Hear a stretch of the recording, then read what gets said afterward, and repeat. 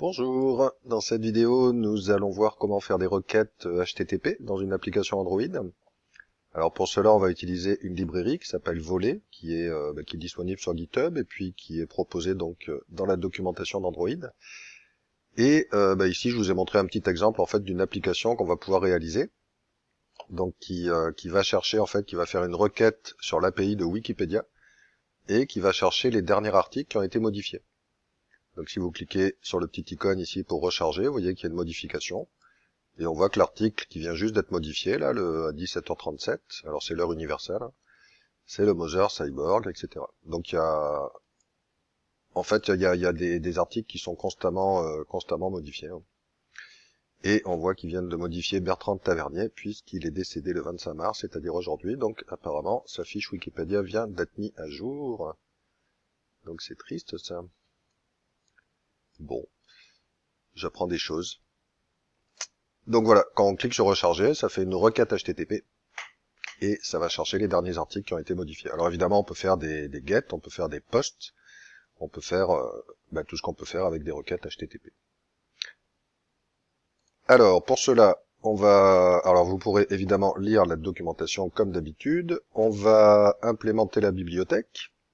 Donc dans les dépendances du build.gradle, on va ajouter cette ligne-là. Alors là, je suis dans un projet vierge que je viens juste de créer. Alors ici, je voulais vous montrer une chose aussi, c'est que quand vous voulez ajouter des bibliothèques, évidemment, soit vous copiez-collez la ligne avec le bon numéro de version, si vous l'avez. Sinon, je vais l'enlever pour vous montrer que l'on peut aussi aller dans Projet Structure. Et ici, vous avez possibilité de voir, alors, votre projet. Ici, vous allez dans Dépendances, et vous avez possibilité de voir les dépendances de tous les modules ou de votre application. Donc, vous allez dans votre application, ça correspond à votre build.gradle que on a l'habitude de modifier. Et on peut voir les dépendances qui sont déjà configurées.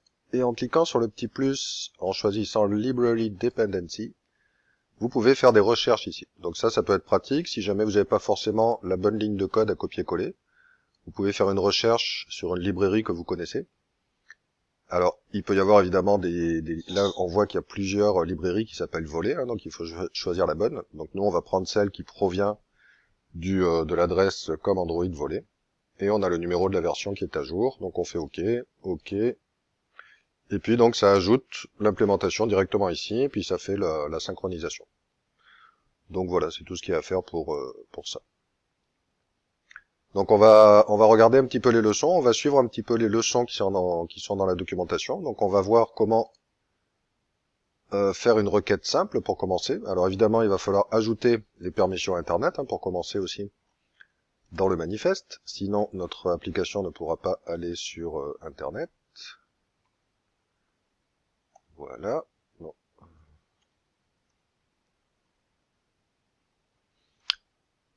Et ensuite, là on a du code que l'on va pouvoir mettre pour faire notre première requête. Alors ici on voit qu'ils ont été chercher un find view by ID, alors on va voir en Java. Hein. Ils ont été chercher un text view pour aller mettre des informations dedans. Et là ils vont faire une requête sur l'URL google.com. Alors dans un premier temps ça n'a pas trop d'intérêt, mais ça permet de voir comment faire une requête. Donc il va falloir déclarer une queue qui correspond à l'objet request queue, où là on va déclarer un nouvel objet en fait qui va être une new request queue du paquet volé. Ensuite on a un objet de type string request qui va nous permettre donc de faire la requête. Donc c'est ici que l'on va mettre l'URL. Donc là on lui dit qu'on veut faire une requête de type get, on lui met l'URL. Et en fait ici on a un callback, on a le listener donc qui va se mettre en route quand on aura la réponse. Donc si jamais on a la réponse, on va afficher apparemment là les 500 premiers caractères dans notre text view que l'on a déclaré un petit peu plus haut. Sinon, s'il y a une erreur, on peut mettre aussi qu'il y a eu une erreur. Et à la fin, il va falloir ajouter cette string request que l'on a déclarée ici, il va falloir l'ajouter à la queue que l'on a déclarée là. Donc ça fonctionne avec un système de fils, de queue, dans lesquels vous devez ajouter vos différentes requêtes si vous en avez plusieurs. Donc vous pourrez évidemment regarder la documentation. Là vous avez une petite illustration qui vous montre qu'on peut utiliser le cache. Alors tout ce qui est en vert en fait, c'est le fil d'exécution du cache. Le fil d'exécution principal, c'est en bleu, et là vous avez le network thread pour les requêtes, donc, parce que les requêtes se font sur un fil d'exécution différent. C'est un petit peu comme pour les appels à la base de données. Mais ici, c'est transparent. Quand vous utilisez voler, hein, il va faire les requêtes sur un fil d'exécution, sur un process différent. Donc ça va pas bloquer l'affichage. Donc si jamais il fait une requête et que la requête est dans le cache, il va directement prendre ce qui est dans le cache et l'afficher sur la vue. Et puis sinon, bah, il va faire la requête HTTP, hein, avec toute sa petite cuisine interne, et après il va vous afficher ça sur la vue. Enfin, il va vous donner la réponse sur le fil principal. Il y a possibilité aussi de supprimer une requête là, si jamais, par exemple ici, le mettre dans le unstop. Donc quand votre application, quand votre activité se stoppe, hein, si jamais vous aviez des requêtes en cours, vous pouvez les annuler. Donc il faut mettre un set tag pour donner un nom en fait à votre string request là. Et après, grâce à ce tag, vous pouvez faire un cancel pour le supprimer. Donc on va faire un petit test, on va prendre le code qui est ici. Je vais le mettre. Alors là, je suis dans un projet avec un menu de type tiroir, hein, comme j'ai l'habitude de faire aussi depuis la dernière fois. Donc on va faire les requêtes, on va se mettre directement dans le main activity. Et puis on va se mettre dans le onCreate, puisque pour le moment, de toute façon, on va rien afficher sur la vue, là, on va juste afficher des choses dans les logs. Donc on va attendre qu'il importe les bonnes bibliothèques. Ok. Donc là, il y a la request queue.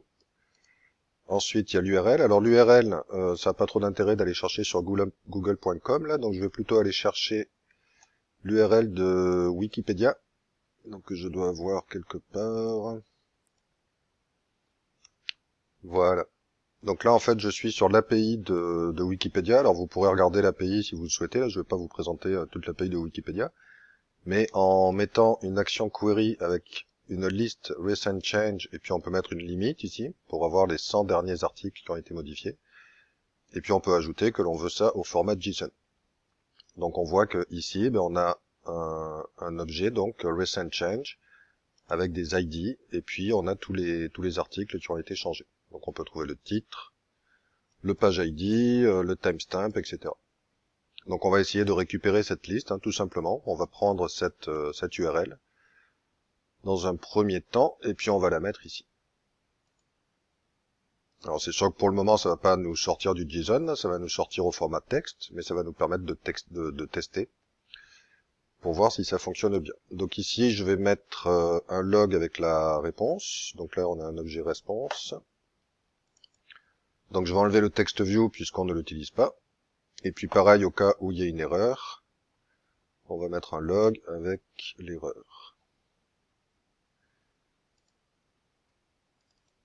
Voilà.